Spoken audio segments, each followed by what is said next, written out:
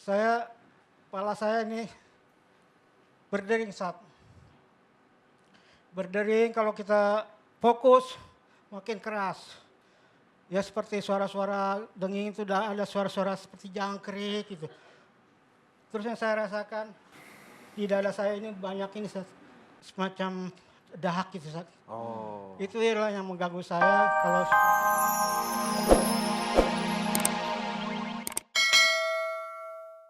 Dalam alam semesta terciptalah makhluk, baik yang gaib maupun yang nyata.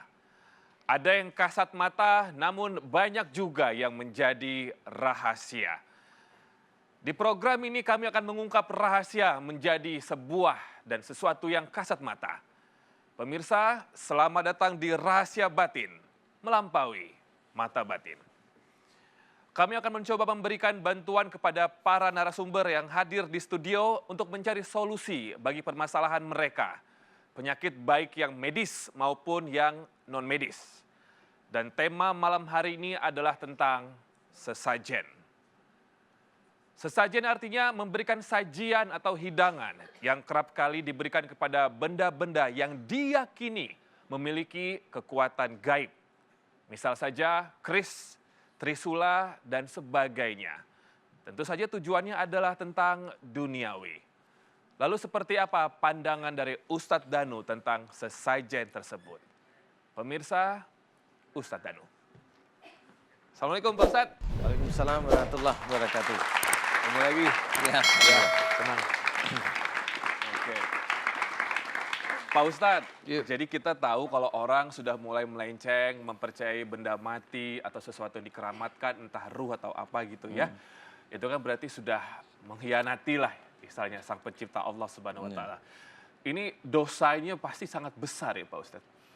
Iya, sebenarnya sesaji ini tidak sembarangan ya. Selama ini saya meneliti, kalau saya meneliti, jadi sesaji ini berbagai ragam sebenarnya.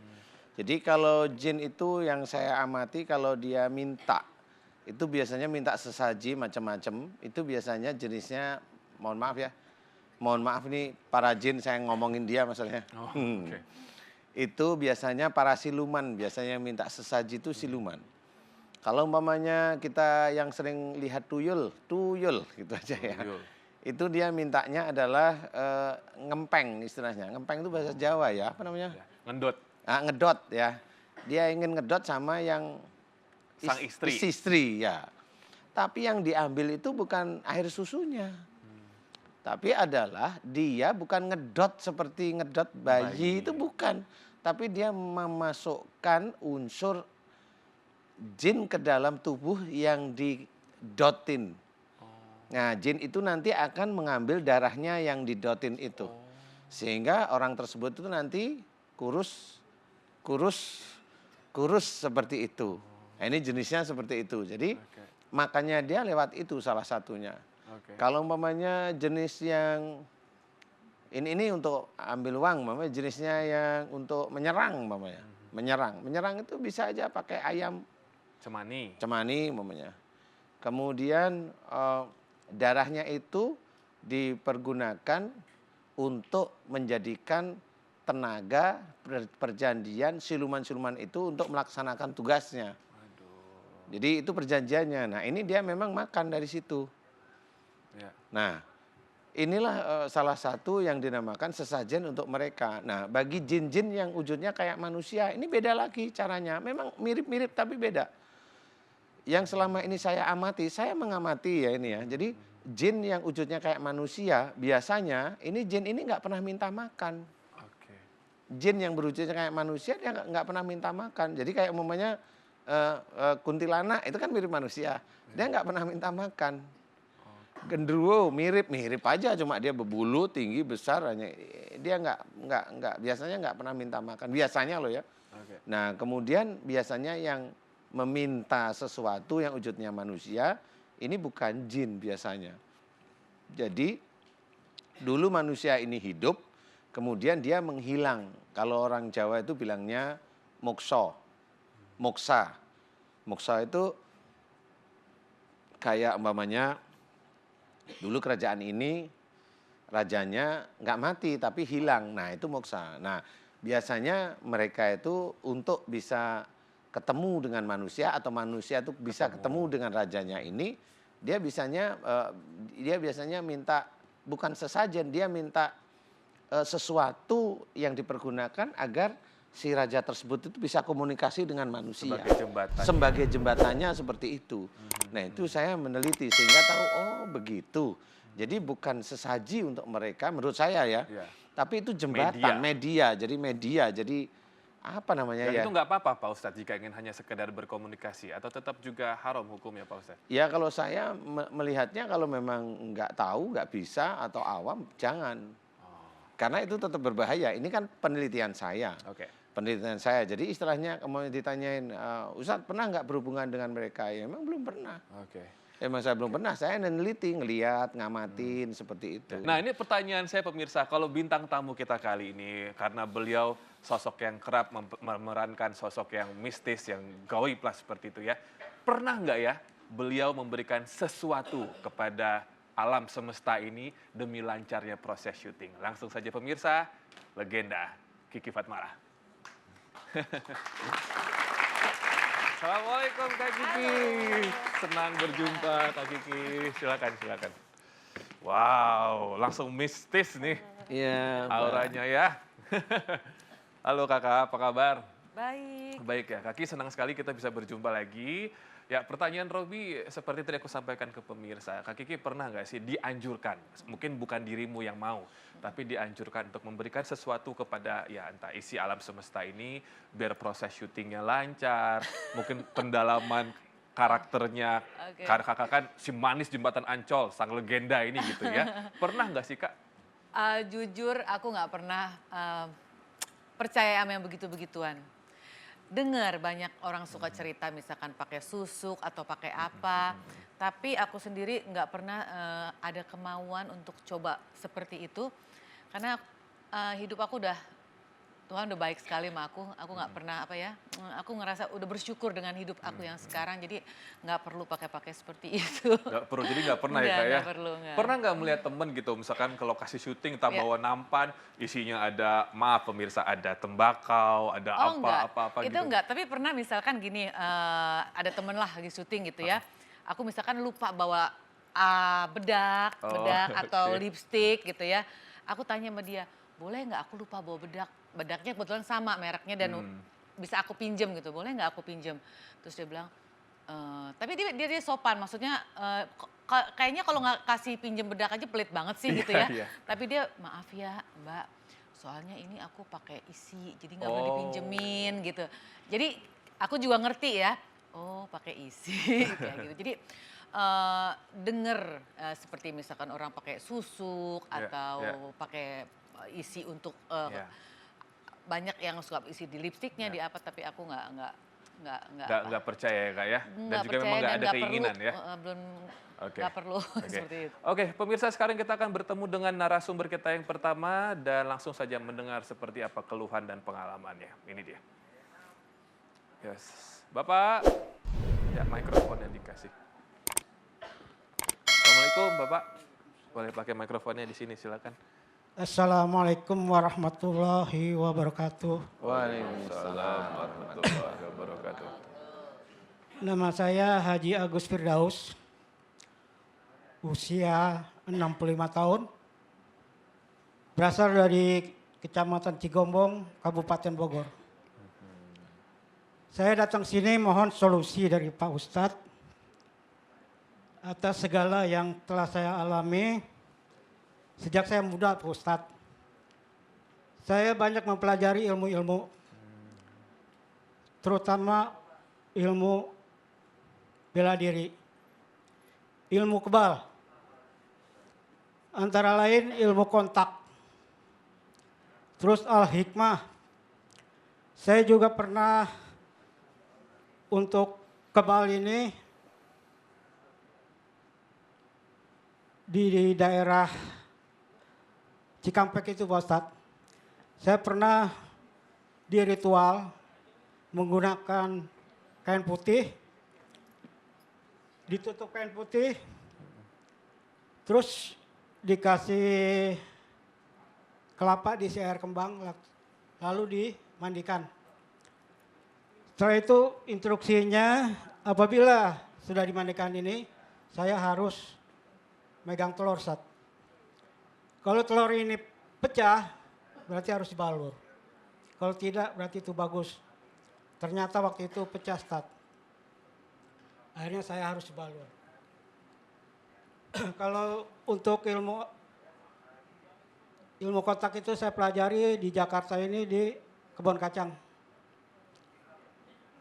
Itu menurut saya sih tadinya memang karena wiridnya ini kan itu tata caranya Ustaz. Itu dalam 7 minggu setiap malam 7 Jumat. minggu. Setiap malam Jumat harus wirid itu Al-Ikhlas 7 kali, Al-Falak, Anas. Itu sambil ya mempelajari jurus, tapi jurusnya nggak terlalu banyak. Karena saya juga memang suka hanya pengen tahu Ustaz. Jadi pada saat minggu ketiga, saya nggak percaya ke orang saya gini aja udah jatuh Ustaz. Nah, akhirnya saya sama guru itu, coba saya nggak percaya, saya mau coba. Ternyata begitu dikasih itunya lawan saya tuh anak wanita ya masih muda lah. Saya coba pukul ternyata benar saat itu saya mental sampai 3 meter itu. Jadi kalau saya lihat kalau ilmu kontak itu itulah jadi tenaga kita yang diambil. Jadi begitu kita keras pasti akan kembali pada kita. Itu saat. Jadi mungkin selama ini kalau ilmu kebal yang lain saya pernah makan gabah itu di Pasar Kemis. Jadi sebelum makan gabah itu kita dibacain doa dulu. Tujuannya makan gabah ilmu apa ini Pak? Itu ilmu kebal. Kebal ya. Ya. Jadi kita istilahnya diisi gitu Sat. Diisi. Setelah diisi dikasih air, mungkin apa mantra saya nggak kurang tahu. Kasih air terus saya disodorkan gabah. Sebanyak yang kita mampu. Ternyata saya waktu itu bisa sampai 17 gabah yang saya masuk. Kalau terakhir saya di Cigombong, itu saya makan gotri. Itu pelor sepeda gitu Sat. Itu bukan ritualnya juga sama. Jadi saya mohon bantuan dari Pak Ustadz untuk solusi.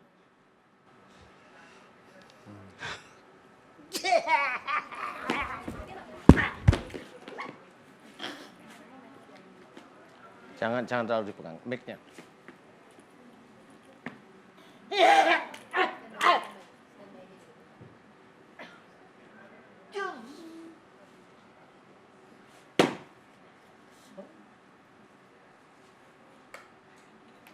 Astagfirullahaladzim.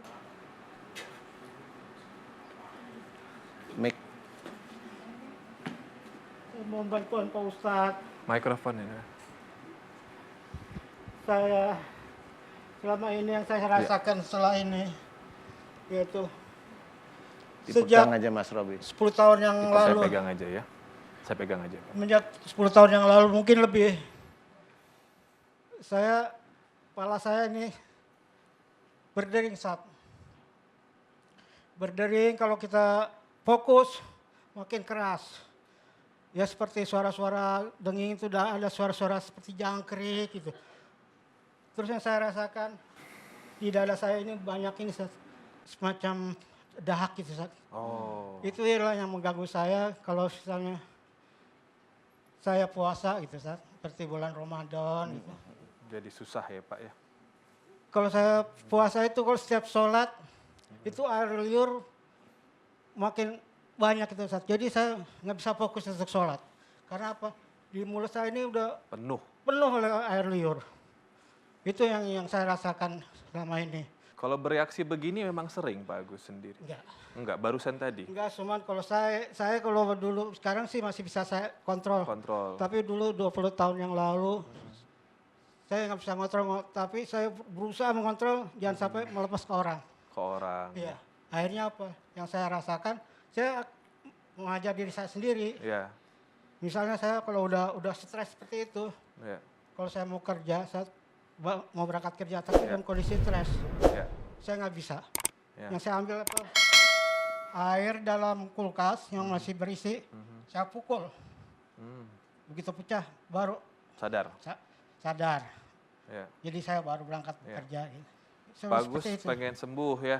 Saya karena saya usia udah lanjut, Udah lanjut. saya pengen supaya Normal aja. saya ibadahnya supaya lebih istiqomah gitu. Ustaz. Amin. Itu yang terbagus. Iya. Sebelum ke Pak Ustadz, Pak Agus, boleh Robi minta sesuatu? Apa tuh? Saya nggak tahu apakah itu ada pengaruh atau tidak, tapi alangkah lebih baik kalau emang aksesoris yang tidak perlu digunakan, dicopot saja. Contohnya seperti cincin Bapak, Oh ini, ada isi tidak? saya kurang tahu. Copot aja. Taruh tisu ya, kasih tim, nanti dikembaliin ke Bapak. Boleh. Tapi ya maksud saya kalau emang bisa, nggak usah dipakai gitu ya, meminimalisir ya Pak ya. Pak Ustadz silakan. Iya. Memang yang dipelajari Pak Agus, insya Allah sudah benar. Kebal, kemudian ilmu kontak, Lawan Pak. ilmu kontak, ilmu hikmah itu tadi. Ayo, lawan biar sembuh. Ayo.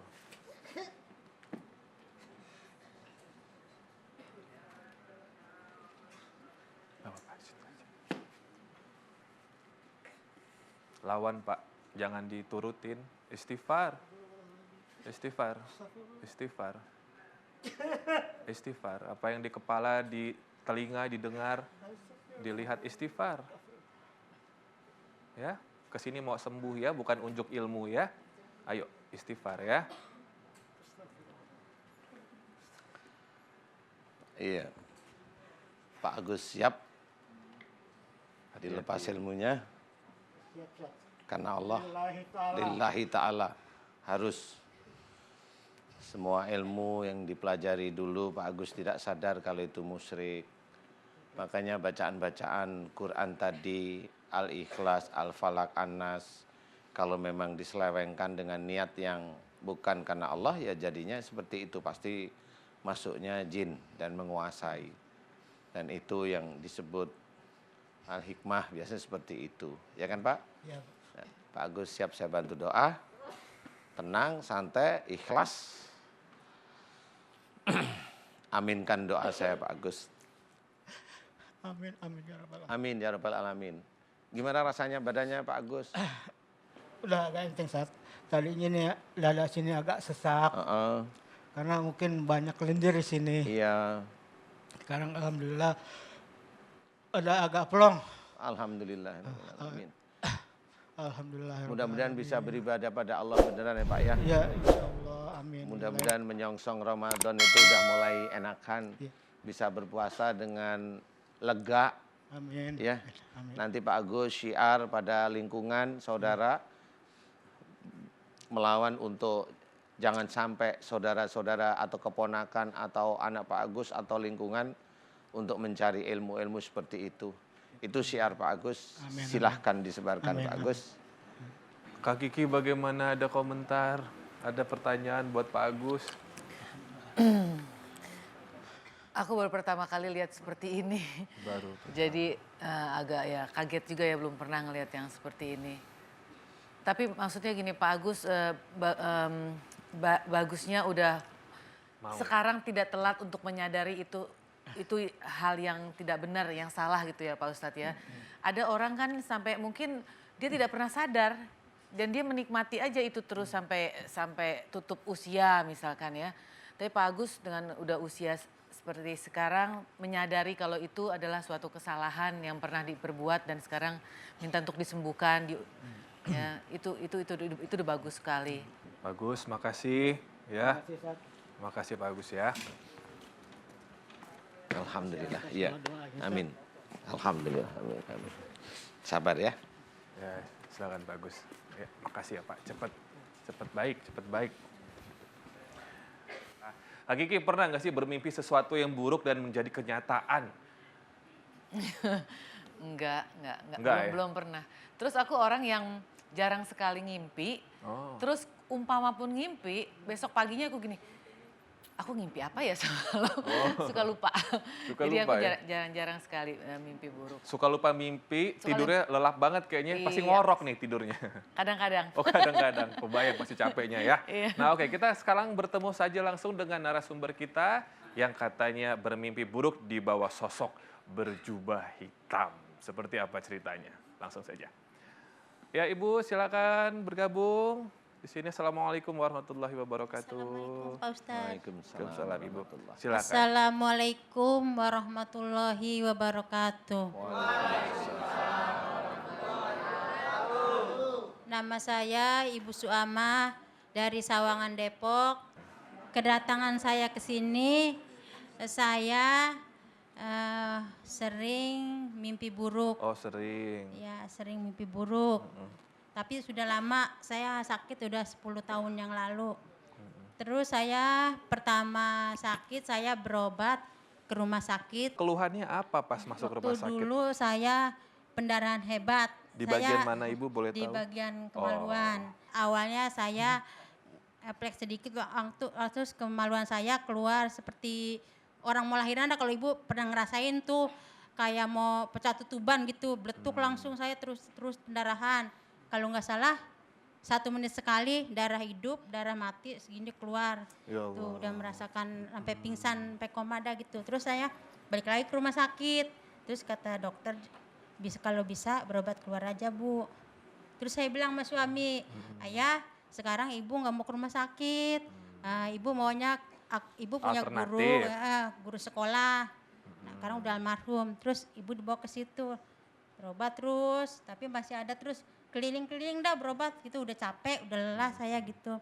Tapi saya sekarang bersyukur sama Allah Subhanahu wa taala yang mana telah mempertemukan kami kepada Ustadz di sini. Mudah-mudahan penyakit yang ada di dalam saya, ya apa itu misalkan perbuatan orang jolim ya keluarkanlah gitu. Saya pengen tobat nasuha, sembahyang juga biar Khusyuk. biar khusyuk gitu. Di awal tentang mimpi itu apa? Mimpi apa itu? Mimpi mah waktu saya saya hamil anak saya yang umur udah 24 tahun sekarang, anak saya yang laki. Saya ngimpi Sering? serem tuh terus-terusan ngimpi, dimasukin ke dalam kurung batang. Terus saya Apa itu, dimasukin Bu? ke Apa? dalam Kurung batang apa? itu yang buat ngotong orang mati. Keranda? Ya. Oh keranda. Terus saya sampai masukin ke ini, Hah? ke dalam Liang lahat, liang lahat, sampai ya dipakein ampun. itu tuh Kain, Kak. bambu gitu. Oh, Terasa. sering itu. Lebih dekat pernah. lagi mikrofon. Terus awalnya saya mabur-mabur begitu kayak orang di film gitu tuh.